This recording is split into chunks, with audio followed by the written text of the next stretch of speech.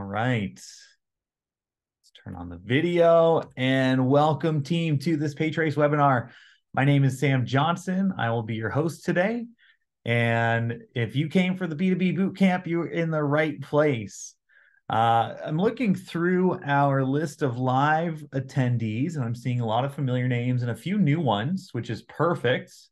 If you are new to these, special welcome to you guys. This is a great first course to attend. Again, my name is Sam. PayTrace webinars, just a little bit of background on this, are typically 30-minute sessions. This one being our B2B Bootcamp. We're going to top this out at about the full 60-minute mark, so buckle up. But these are geared to give you guys insight, best practices, and tools and resources that you can leverage into generating more success, landing better merchant accounts, and overall just gaining more knowledge in the payment space, specifically around PayTrace. You will notice that as we are going through today's session, you are muted. It's not because I don't want to talk to you, but I do want to reduce any sort of distractions and background noise. So if you do have questions, comments, or emotional outbursts over the next 60 minutes, please open up that Q&A box that's on your Zoom panel if you are attending this live, and send those in. I'll shell out probably about 5 minutes at the end of today's course, and maybe sporadically I'll check in on there and answer some as we go along. So with that said, let's get back to our agenda slide here. B2B Bootcamp. This is kind of a conglomeration of our entire B2B series of courses. If you watched us last month, you would have seen 3 different courses that we had. This one's going to combine them and add a little bit of new content to it to give you more of a comprehensive scope on selling into B2B payments. So we're going to talk about some of the why, right? Why is B2B payments a good place to focus your time and energy? So we're going to look at the current state of B2B payments. We'll look at some data and some numbers. Then we'll get into where does PayTrace fit into this whole B2B payment stuff, and how can you use us as a means to generate more success for yourself. And then lastly, we'll get into some best practices regarding prospecting. What are some things that you can do as a means to get more, do less cold calling and be a little bit more strategic about getting in front of some prospective merchants. So with that said, seeing the Q&A box, Barry's here. Hey, welcome Barry and the rest of the SF crew. And perfect, glad you know where that chat box is. All right, so let's talk about B2B payments. Why is this important? If you've been on my courses before, this will probably look familiar because I really like this chart. I think it's got some really powerful information on here. What this is some data from Business Insider and the Strawhecker Group that breaks down the United States into 3 different segments. Consumer-to-consumer payments, known as peer-to-peer, right? This is going to be payments between an individual and another individual. So think of like selling my car privately, or swap meets, garage sales, Facebook Marketplace, Craigslist. All of those things are going to be consumer-to-consumer driven payments, right? Venmo, Zelle. Every year in the United States, $700 billion is processed in these types of payments. So it's not insignificant. It's a pretty large number. Next on the list of payment types is business-to-consumer payments, often known as retail. Again, this is going to be between an individual and a business or a merchant. So you can think of this as kind of the payments that you're involved with in your day-to-day personal life. This is what we're going to be most familiar with. So this is going to be more of your brick and mortar or e-commerce stores. This will be restaurants, hospitality, lodging, things like that. Last year, or annually rather, this is $10.5 trillion. Notice that's a trillion with a T. So that's a large number. It's hard to comprehend that large of a number sometimes. But then you get to the last one on this list, and of course, this is the B2B Bootcamp. So you can probably expect the B2B number is going to be the biggest, which it is. Business to business, which we can define as commerce facilitated between 2 merchants, right? A business transacting with another business. Every year, roughly $24 trillion is spent in the B2B space. And granted, this is not just card. Card is a percentage of this. This includes card, cash, ACH, wire, pretty much all forms of. I don't think that includes crypto. I don't know. Does that include crypto? Um, but it's a large number. If you do the math, it's double the amount of retail volume that's being processed. And in fact, it makes up about 70% of all payments in the United States are business to business, right? So when I talk to folks in this industry, agents, ISOs, MLS, and I learn a little bit more about them and how they sell. Almost every single person that starts off in this, unless you have a background in B2B sales, are focusing on retail, which is great. I think that's a great place to start off. But as you get your feet wet and as you become more knowledgeable in this market, B2B is really where you should be spending your most time. You're going to get larger quality merchants. You're going to get ones that don't rely so much on you for support. They're more self-sustaining, and they're just going to have a lifetime account value that's significantly higher than anything else you'll find. So that's really what we're looking at when we're looking at B2B is this is kind of the end game for most reps, right? Where should you focus your time? Just some more graphics to substantiate what we're talking about. Again, this is coming from Business Insider, a few years old, but this is showing kind of the trend line on the acceleration of B2B transacted volume, right? You can see it wasn't long ago, about a decade ago, it was about $16.5 trillion was the annual spend on B2B payments. Today, as we look towards 2023, estimates say that it's about $27 trillion this year. Right? This is not, I don't want to say stable, but this is slightly accelerated growth, right? This is not a flat trend line. This is a curve, and it's a curve that's upward, which is really exciting because this is where the money is. This is where all the dollars are flowing, and we're expecting that to continue. The other thing I like about some of these numbers is the fact that B2B is very insulated in the marketplace. You know, when you look at the economy as a whole, when you look at big market disruptors like potential recessions, depressions, and especially things like COVID that had a big impact on a lot of businesses, right? You see a lot of fluctuation on the retail side, lack of consistency, where when people cut spending, usually a lot of the times it's on their retail. What we saw with COVID, for example, back in 2020, 2021, was a ton of insulation against it. We saw a very small blip for about a month, and then it rebounded right back to where we expected that trend line to go. So for you, right, if you are an agent selling into the payment space, it is paramount that you have a diversified portfolio and make sure that business to business is included in that. So if you have all of your eggs in the retail basket, you're setting yourself up to risk. It's kind of weird thinking of it like that, but you are. There's a lot of people that lost their livelihoods or had to take a significant hit a few years back. So right, just another reason why you should look at this as an area of focus. Now, this last chart that I want to share with you guys, another one of my favorite ones that I reuse in a lot of presentations, comes from the Straw Hacker Group. And what this is showing is the lifetime, the lifespan of a merchant account with their processor.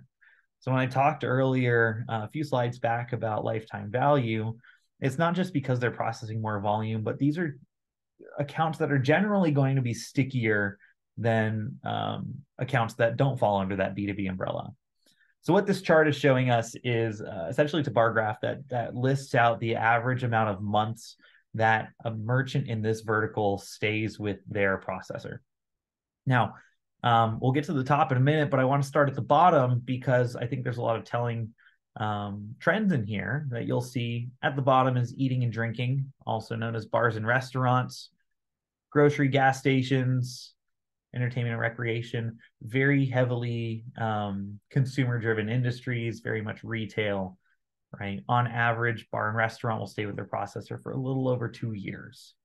And that's not great.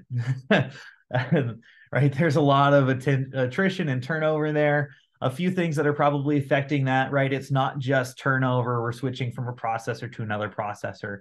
That's a huge portion of it. Right? But it's also just the riskiness of the business in general. There's pretty common statistic that floats around out there that's been backed up that 50% of new restaurants that open up will close doors within their first 12 months of operations, right? So if you land that brand new restaurant that opens up in your city, they may not be with you for a long time. And then there is the turnover and the fact that these are probably the highest prospected accounts that are out there. The average restaurant's probably getting called, if not daily, then at a minimum on a weekly basis by some sort of credit card processing company that's trying to get all their acquiring business. And they want to set them up with whatever point of sale system that they're selling. And we're going to drive down the rate to X amount of dollars. And a few things that that's doing is it's driving down the profitability in that space where it's really a race to zero, but it's also, again, reducing the amount of time that they'll stick around. So when you look at the top of this list, you'll see merchants that fall under healthcare and business services and education, which at first glance you might not think is B2B, but a lot of these are indeed B2B. When you think of healthcare, a lot of the revenue that they're collecting is coming from insurers, right? It's not necessarily coming from the patients, right? But insurers to providers, to hospitals, is going to be a business-to-business payment. Business services, it's literally services for business. Education, nonprofit, yes, education can be outside of the scope of just your traditional, student to teacher kind of higher education, but there's a lot of technical and a lot of businesses that subsidize those types of certifications for their students, for their employees. So you'll find that these types of merchants are about double the average lifespan of more of your retail focus. For these are closer to 4 years. PayTrace, we're skewing that number further. The average lifespan of a B2B merchant within our gateway is typically going to be closer to 5 to 7 years. So, right, you can expect that when you start using PayTrace as a solution, you're going to have some great lifetime value accounts. All right, so that's the data. Now let's talk about what are the values that are out there for these B2B types of merchants, right? For retail, we can set them up with a cool point of sale system with some great hardware technology and good service. Business to business, there's a few other tools that we can pull, right? Number one, which a lot of you came to PayTrace initially for, is probably how we handle level 2 and level 3 processing. What we'll refer to as interchange optimization. Now, if you're not super familiar with level 2 and level 3, if you're coming into this a little bit new, I will recommend, I've got a couple other courses that really focus in on level 2 and level 3 processing. So, you can get a little bit more educated on that. For this, I'm going to give you my high-level explanation of what level 3 is. If you guys have ever looked at a merchant statement, right, you'll see tons and tons of different credit cards. You've got all the major card brands, and within that, there are consumer cards, rewards cards, all sorts of things. We want to look at the commercial cards. And typically, these are going to be labeled as Visa and MasterCard, business, purchasing, corporate, and also government cards. You'll see that as government spending accounts or GSA cards. And those cards are typically going to have some of the highest rates that are out there. High 2%, low 3%, right? Very high interchange rates. However, what hopefully you guys are aware of is that interchange is a fixed cost, but it's not a fixed amount. So we have the ability to, right, leverage different rate qualifications to, right, make sure that we are getting the best interchange rates that are out there, hence interchange optimization. So for specifically to these commercial cards, Visa and MasterCard have put together a program called Level 2 and Level 3, where they're trying to capture more data on these transactions. So if the merchant, or in our case, PayTrace, can provide that additional data that the card brands are looking for, the interchange will be reduced, right? And reduced interchange means reduced costs, which merchant typically likes, paying less money. So this is going to be something that's really relevant in the B2B space. Every merchant that you sign that's accepting cards should be doing level 2 and level 3 processing, right? If they're not, they're leaving a lot of money on the table, and you're probably leaving a lot of money on the table. So let's talk about that. What are the rates that are associated with this? Well, as you guys are probably aware, card brands change their rates every 6 months. So not to date this, we did have the date on the front of this for the recording. It is October 10th. Rates change in 4 days, but not really much at all in this arena. Every April and October, these do get updated, but these are going to stay roughly the same. So today, if a merchant accepts a Visa commercial card, we'll say a purchasing card, but they're not doing any level 2 or level 3. They're going to be paying somewhere between 2.7 and 3.15% just on the interchange, right? That's not including margins, network fees, anything else, just on the interchange, right? This is the largest expense that a merchant's going to pay. However, right, if that merchant adds in some additional data, hopefully they're using PayTrace to do that, right? Now, all of a sudden, those rates are dropping pretty significantly, right? Down to 2.05 or as low as 1.9%, right? That's like 40% savings in some cases. If you do the math right, 1.25% at most, which is 125 basis points, which is really significant in this space, right? When people are nickel and diming each other over 5 basis points, being able to say, hey, we can reduce some costs for up to 125 basis points. That's kind of unheard of, right? Now, MasterCard is going to be very similar, right? You've got what we'd call the downgrade rate at about 3%, whereas the best qualified rate is 1.8.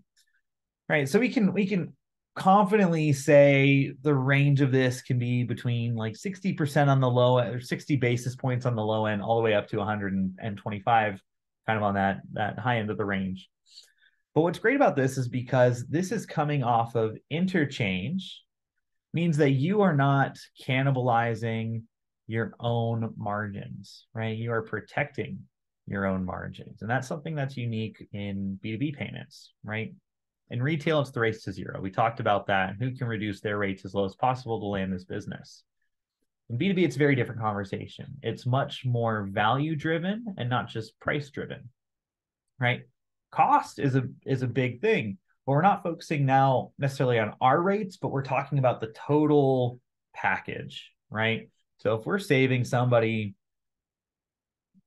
let's just say 100 basis points off of interchange on all of these commercial card types, right? Awesome. You get to maintain whatever rate they're set up at currently. In some cases, you can even increase it. I've got a buddy who's works out of Oklahoma, and he signed a petroleum delivery service, right? Not the actual gas station, but these guys deliver fuel to businesses. It's a fuel delivery company. And they were priced out on like interchange plus 20, like pretty good rates, I'd say, in this area, and doing some pretty good volume. My buddy here, he took this merchant, put together a proposal. He said, I'm gonna price you out at interchange plus 40. So he actually doubled the margin that they were paying, right? He doubled the rate. But because they weren't doing any level 2 or level 3 at the time, they were paying some pretty high interchange rates. He was still able to save them somewhere between $40,000 and $50,000 annually, while still doubling the margin that he's getting. Right? There's not many instances where you can say, I'm going to charge you more, but you're going to save money. And this is one way that we can accomplish that. This is a true win-win. So it's really important, all this to say, it's really important to be able to understand the different cards that can qualify for this and to be able to walk through a statement and apply that. And later in this call, I'm going to have a few statement examples that I've acquired over the years, and we can look at and kind of put some numbers to it. So I start off with that because that's the big thing, but that's not the whole package. Business to business is always changing. And Andrew, I see you raising your hand. If you have questions, feel free to type that in.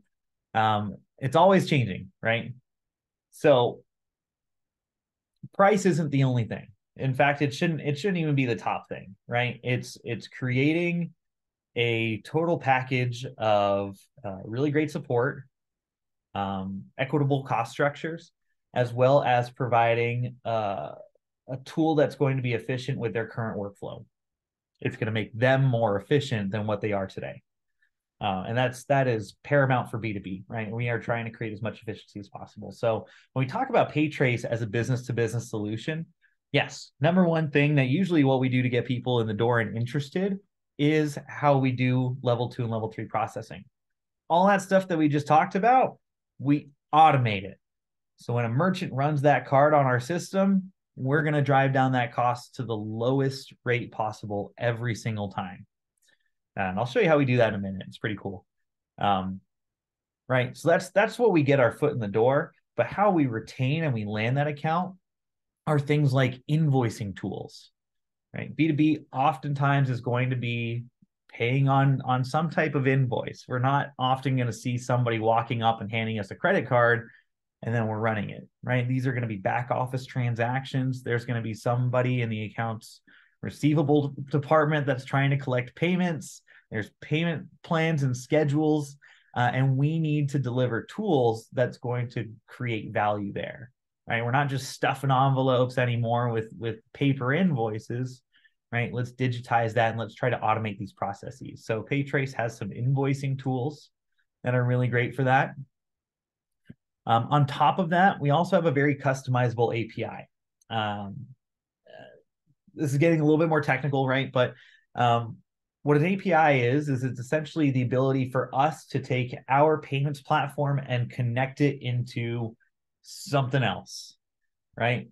And what we're seeing is this migration of businesses that are starting to utilize these ERP platforms like NetSuite and Microsoft Dynamics and Acumatica and accounting solutions like QuickBooks and all of these different types of business management softwares, right?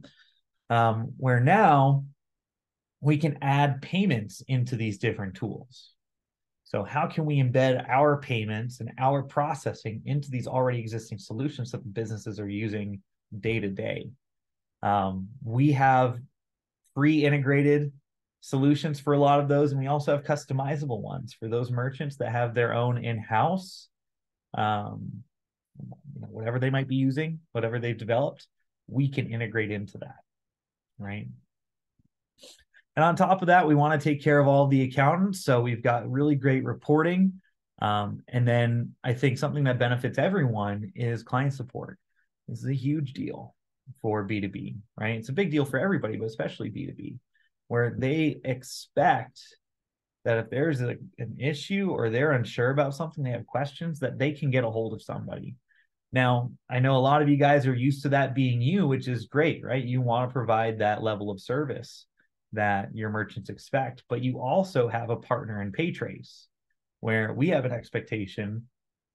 If you call us, if your merchant calls us, we are going to pick up the phone within 20 seconds or less, at least 85% of the time, right? Usually it's over 90% of the time. That is our expectation for our partners and our clients. So, and this is not outsourced. This isn't overseas. This is primarily in Spokane, Washington. These are PayTrace, W-2 employees that are going to be answering the phones, responding to emails, right? So you can expect the highest level of support that you're going to find out of any payment solution in this industry.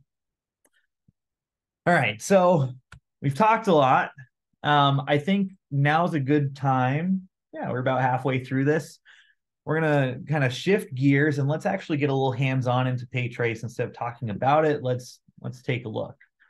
So normally on my webinars, I have kind of a pre-canned demonstration, but on this one, I like to have a little bit more fun. So we're gonna do what I'm calling the choose your path method. I don't know if any of you guys play like Dungeons and Dragons or anything, but you can have a little bit more autonomy into how this goes. So what I'm going to do is I'm launching a poll, and I want to know, for you, what do you want to see from PayTrace? I can't do like a full-fledged demo. We'll be here all day. But if you had to pick your top 3 things, or even just top 1 thing, what would you select? So go ahead and click on a couple options on here. I'm going to leave this up for about 20 seconds. And the top 3 that are on here are what we're gonna demonstrate. So if you have something that you really want to see, you can see it here today. If your option is not selected, I'm going to give you my contact information so you can follow up with me after the fact. So I'll leave this up for about 10 more seconds. Go ahead and submit your response. And I think we have our leading 3. We'll close this out in 3, 2, 1. Done. All right.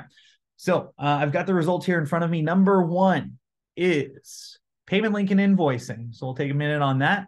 Number 2, actually tied for number 1, is also integrations. And then in third place is level 3 demo. So I'll go in that order. We'll go bang, bang, bang. So I'm going to pull up my payment link demo account on here.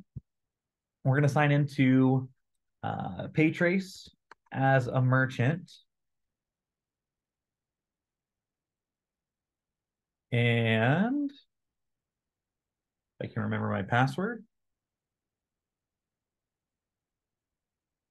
So Payment Link is really our own in-house kind of introductory invoicing tool and hosted payment page.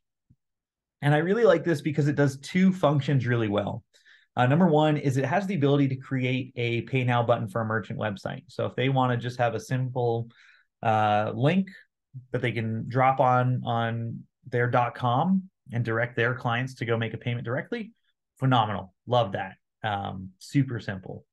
The other one is that we can email out somebody directly. So if we do have an account receivable floating out there, somebody owes us money, I can go into PayTrace and email them a direct link for whatever specified amount that we want. So when I go in here and I create payment link, it's very simple, right? So if a merchant wants this on their website, there are 4 steps. Number 1, what color do you want your button? I have a golf themed account, so I went with the green button. Maybe I'll go a little bit lighter green. Step 2, very difficult one. What do you want your button to say? By default, it's submit payment. Maybe you're sending out invoices, so this is a way that they can come back and submit those payments. Number 3, do you like pointy corners, rounded edges, or completely rounded edges? Right? What style do you like? First 3 steps are very simple. This is going to be the hardest one, which is copy and pasting. PayTrace with the responses above, it's going to generate some HTML code that the merchant needs to copy and paste onto their website. It's that simple, right? As long as you have access to your website's backend, a merchant can be able to implement this within a few minutes. And what that's going to do is it's going to drive a lot more traffic to that payment page, and you're going to get paid quicker, right? In a lot of instances, it's going to reduce the day sales outstanding by as much as 25%. So if you're getting paid in 30 days, you're going to get paid in like 15 days or 20 days, maybe even same day, right? And it's going to just be a lot more convenient for not only the consumer, but also for your accounts receivable team, where they're not actually having to go in and process a bunch of stuff. They can just see the notifications come through and reconcile the account. So love that. The other thing that our payment link provides is the ability to email somebody directly. Really briefly, if somebody owes me $1,000, I'd go in here, put in an invoice number, the amount, and who is this going to? We'll just send one off to myself. There we go. A lot of other optional stuff. I can attach a PDF to this if I have like a purchase order or like a detail of work. I can send that out. So bear with me here really quick. I'm going to go ahead and pause my screen, pull up my email.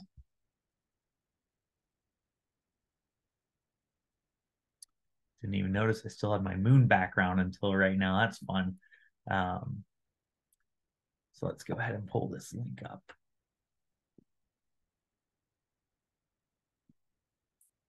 All right, so what we've got here is a payment link that's been sent to me for $1,000 from Sam's Golf World. Let me click on this window to make sure it opens up there. When I click on the payment link, it's going to redirect me to our hosted payment page. What I love about this is that it's branded. So it's got the merchant's name, their website, which listed as Google on here, but it's not. Colors, all of that. So it doesn't look like a super sketchy, steal your credit card information, Nigerian prince scam. You know what I mean, right? This is just going to be the merchant's branding, pay your $1,000, enter in your payment information. If I did have ACH enabled on this account, I also have the option of having pay by card or pay by checking account on here as well.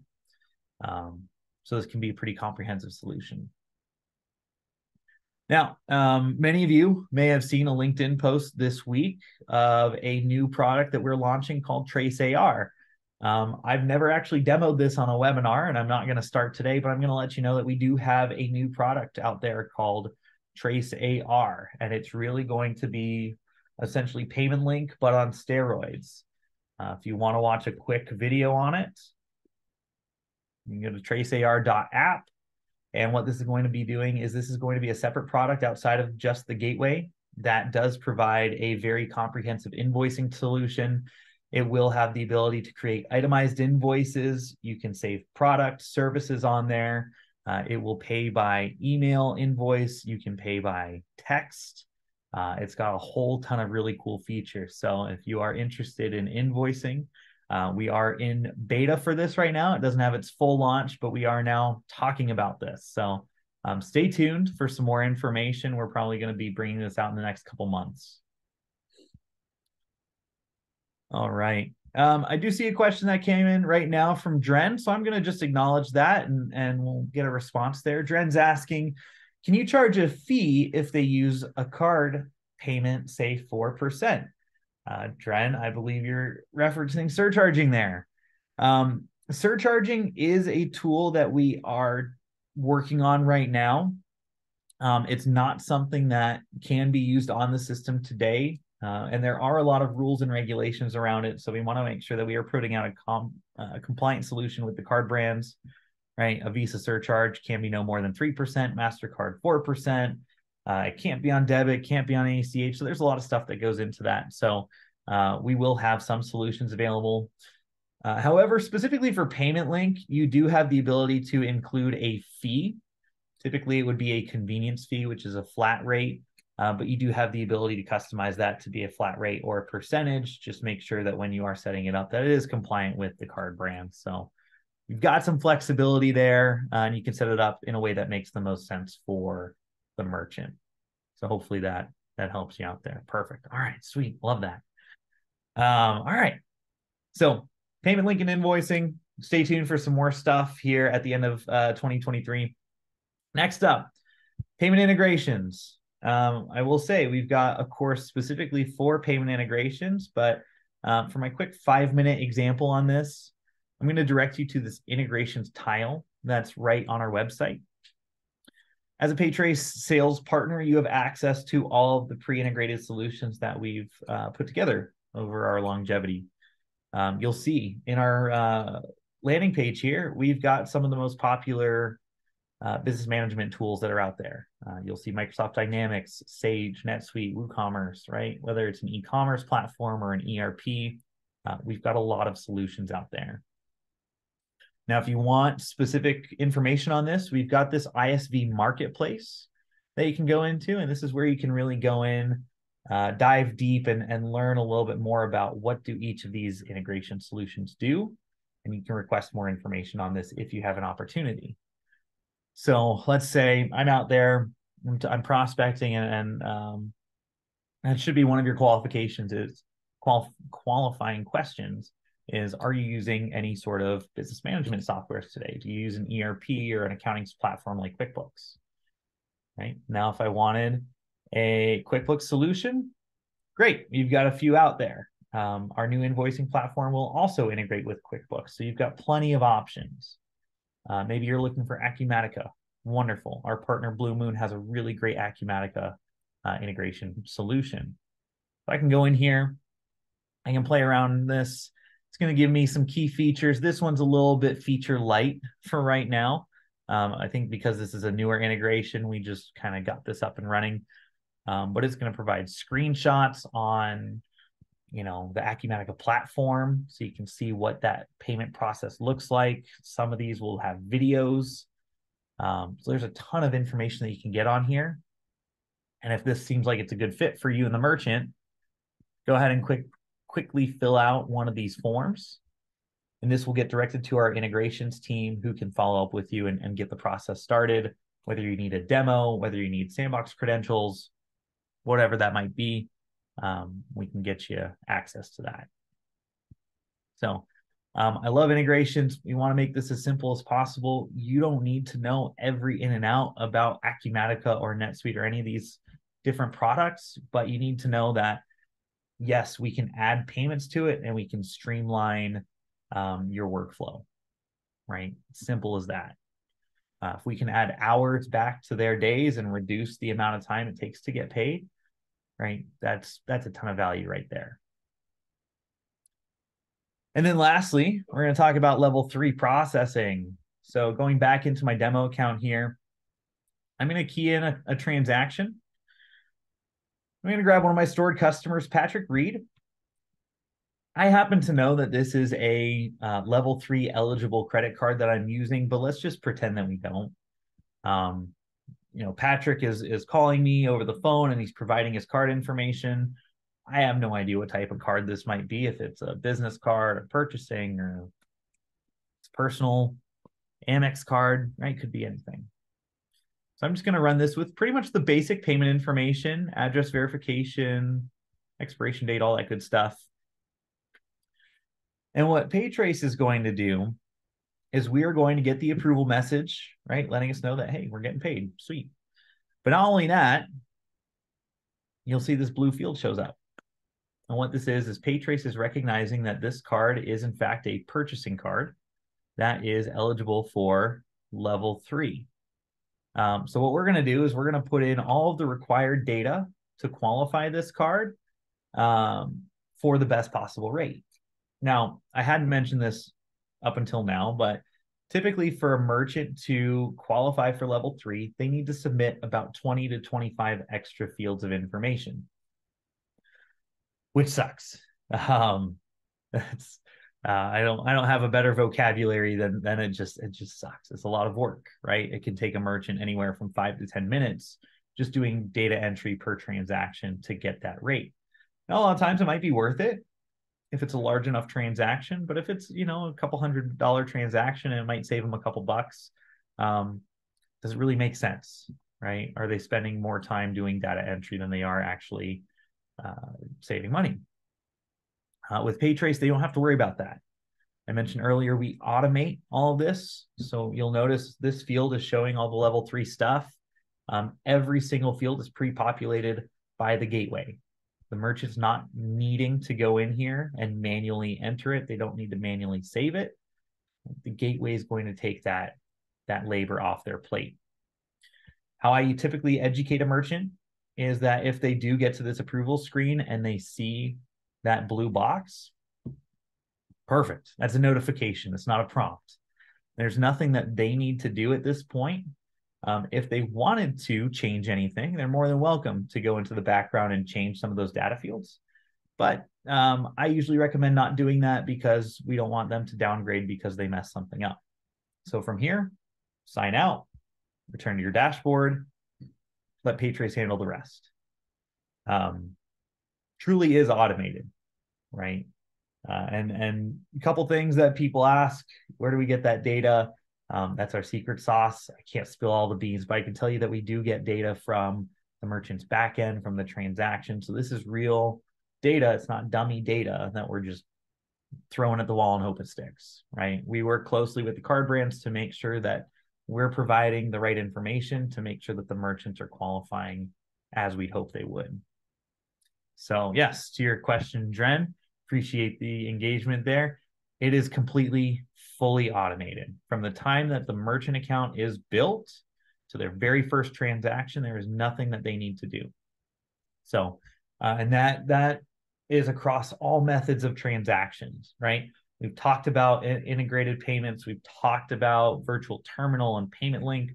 As long as PayTrace is the gateway that's powering those payments, and it's a level 2 or 3 card, we are going to be adding in all of the correct information to qualify that. So, right, you've got the cost value on there, but the automation's the real efficiency value on there. So I can't stress enough how much value is baked into all of this. All right. So that's your Choose Your Path demo. I hope you guys got some value on it and saw everything that you wanted to see. Again, at the end of this, I'm going to give you some contact information. If you'd like more of a customized training, more than happy to work with you on that. Great resource for you, since we just talked about interchange optimization level 3, is we have a landing page on our website. paytrace.net/interchange-optimization, not the easiest URL to remember. If it's easier to get to there from here, go to PayTrace, Payment Solutions, Interchange Optimization. Tons of really good resources on here for you to educate yourself and for you to educate your merchants on interchange and level 3 processing. We've got a lot of really great data on here, but not only that, but we also do provide current rate sheets for both the major card brands, Visa and MasterCard, that support this. So you can see some tables here for MasterCard, some for Visa. So if you're looking over a statement with a merchant and they're qualifying at 295 on these purchasing cards, shoot, let's put them on PayTrace, get you down to level 3. You'll save a full % off of all of those transactions, right? These are downloadable. Feel free, download this, print it off. It's a great sales resource for you.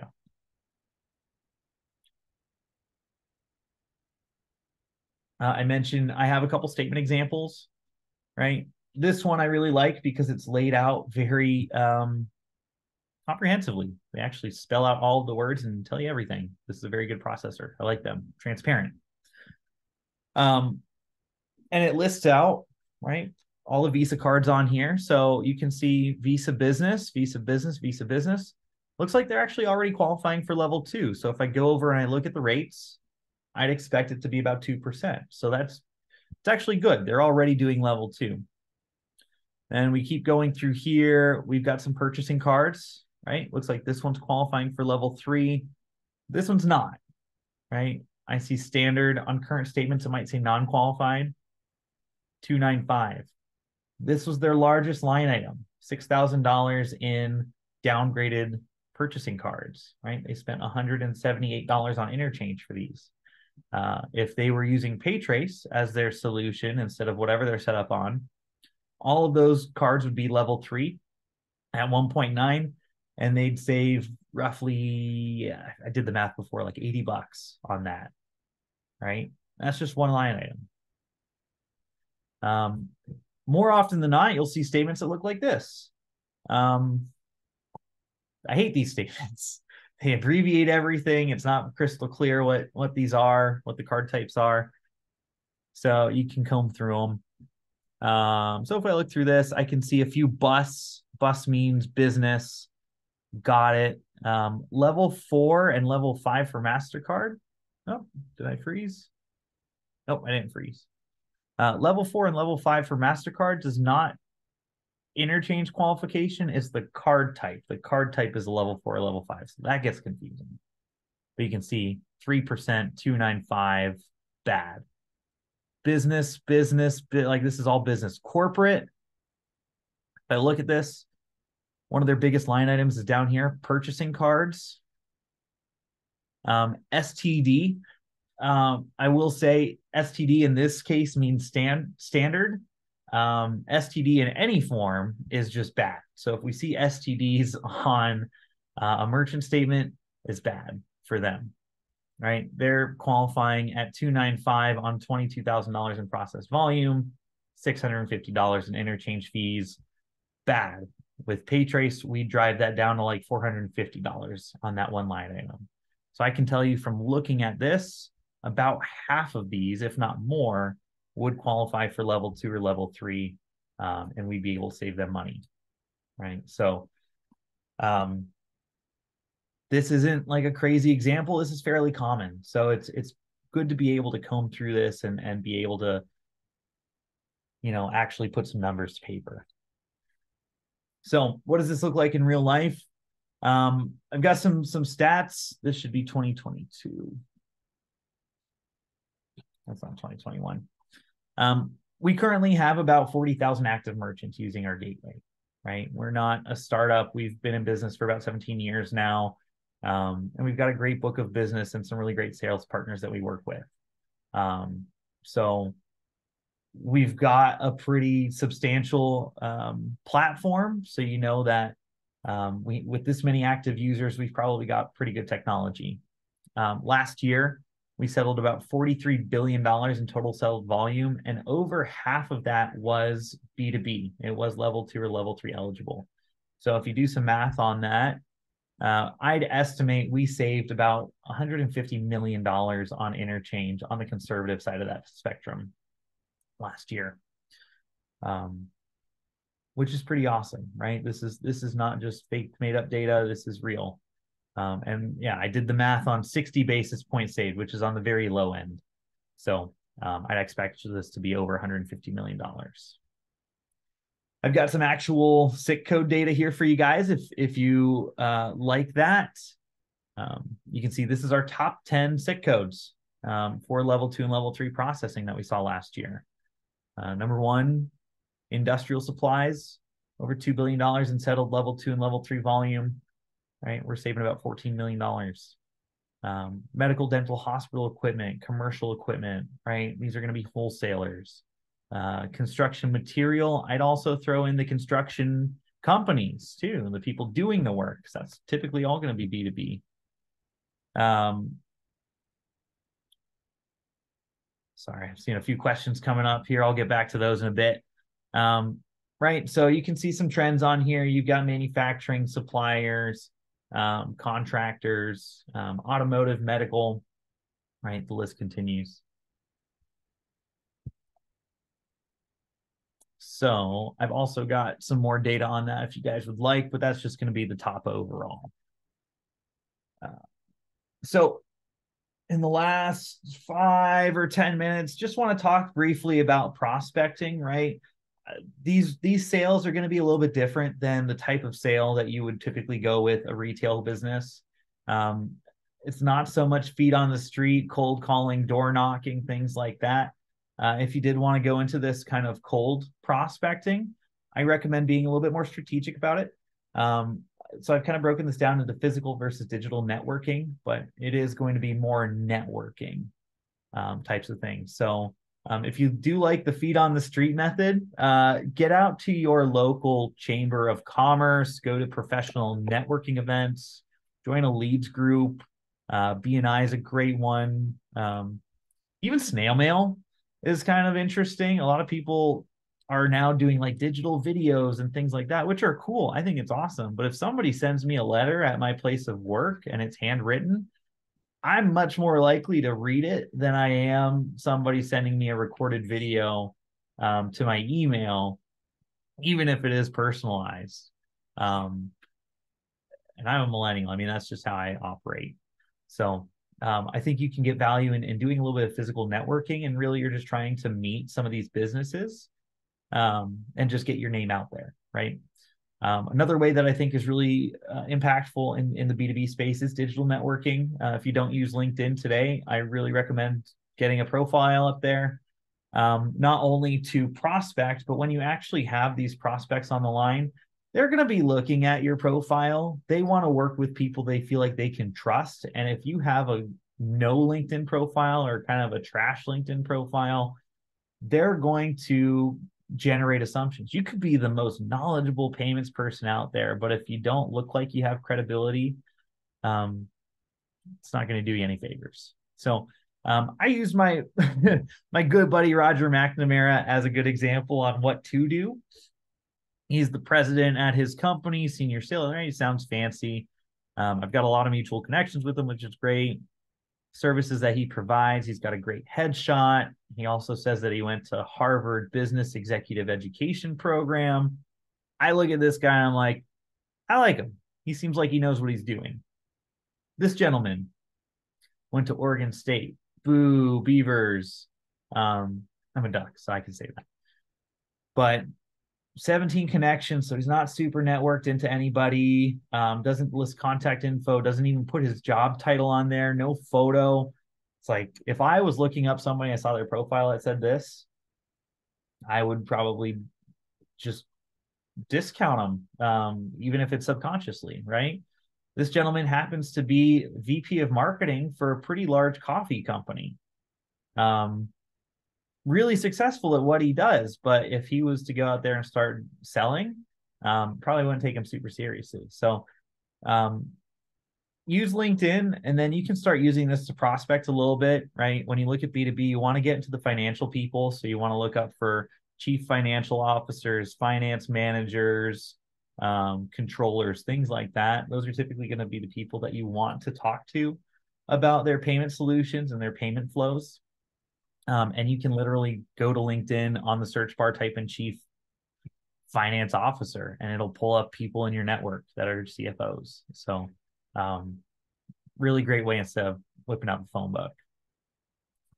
But really, I think the best way that you can get your foot in the door for B2B is looking at the product cycle and really looking at more upstream channels from your end merchants, right?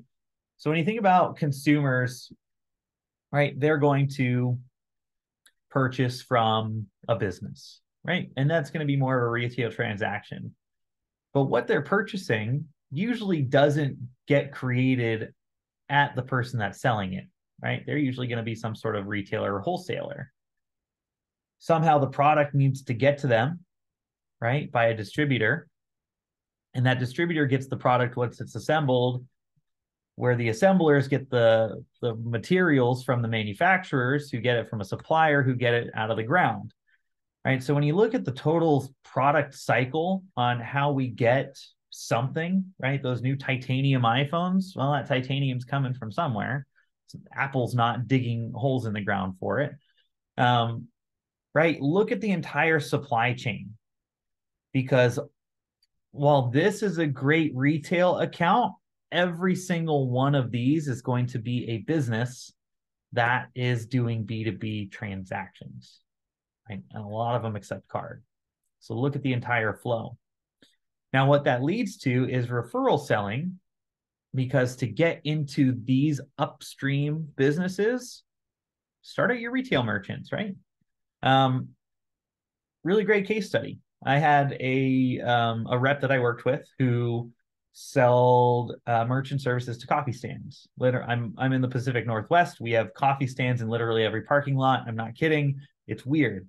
I don't drink coffee, but everybody else does. So this person was prospecting coffee stands. Wonderful. Awful merchant for patrons. Do not ever put a coffee stand on us.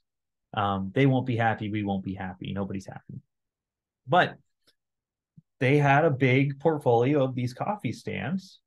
And what they did is they're going out talking to their clients and asking the question, what are some of your biggest expenses? Who do you pay with card today? Or who would you like to pay with card? Right? Because all these businesses, right, especially small businesses, they have expenses. They're putting a lot of it on credit. They're using their card. So this coffee stand, it wasn't Dutch Brothers, but this coffee stand said that their biggest expense is dairy. So they were able to get a warm introduction into their dairy distributor and found that they were not doing any level 2 or level 3. They were using some pretty outdated practices. By putting them on PayTrace, they were able to save them over $50,000 annually, right? Again, that's going to be an outlier case. I'm throwing a couple of these large $40,000 to $50,000 examples, but those are the ones that stick out, and they do happen, right?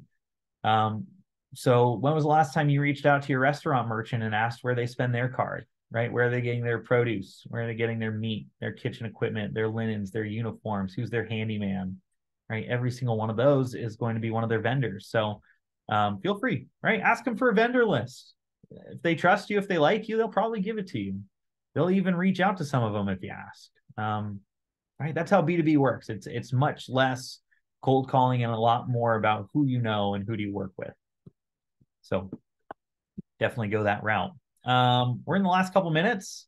So with that, here's some actionable items that you can do. If you have sales opportunities and you need a little bit of assist with that, feel free to reach out to our team, sales@paytrace.com. We're more than happy to talk with you on that opportunity, advise how it might fit with our system. We can even do a demo. You'll see a link here to schedule a demo with us. When a merchant has a demo with us, we've got over 55% conversion rate. So over half the demos that we do end up being merchant accounts with us eventually.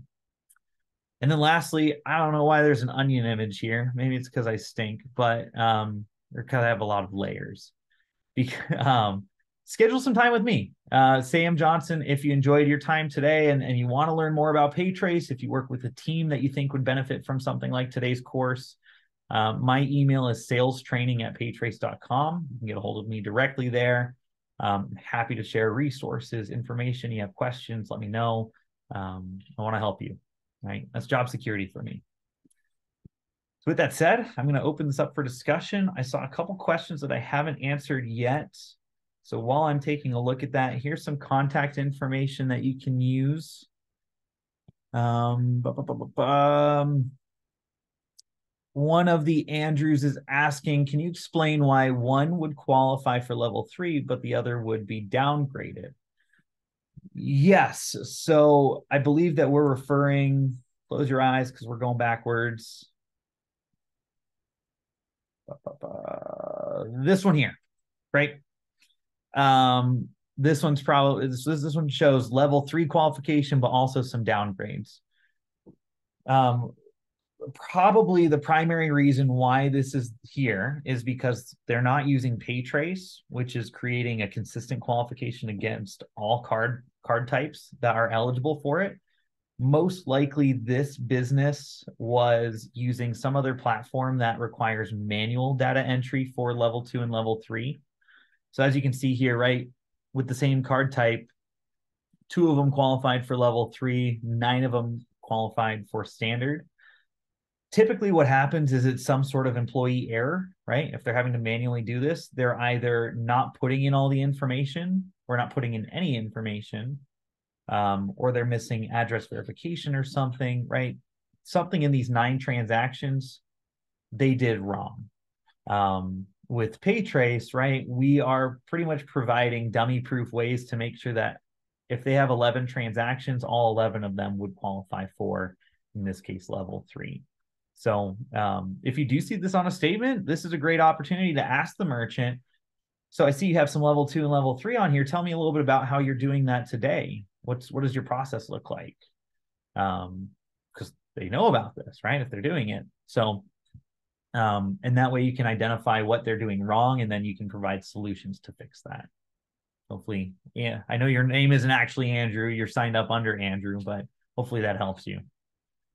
Mary asking the $1 million question, where is the level 3 data coming from? I can't give you anything more than that vague answer that I gave you earlier, because that's kind of proprietary information, but I can tell you that majority of it is coming up from the merchant setup.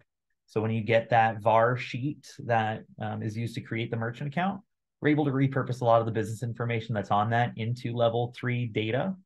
as well as a lot of the data that comes from the transaction. So when they're using things like zip codes and address verification and invoice numbers, we're able to take that information that we gather from the transaction and reapply it into the actual level 3 data.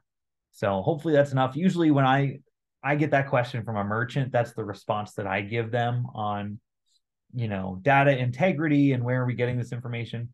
I can tell you, we're not running this off of some sort of, database that lives out there in the ether. And we're being smart about how we're doing this. So hopefully, Mary, that's helpful. All right. And we're right at the top of the hour, team. So unless there's anything else, I'm going to close this out. I want to thank everybody for attending today's course. If you look at the calendar, we've got, I think, 2 more in the month of October. So I hope you're able to check those out as well. And again, if you do need to get a hold of me, you've got my contact information. And I hope you all have a fantastic rest of your week. Take care.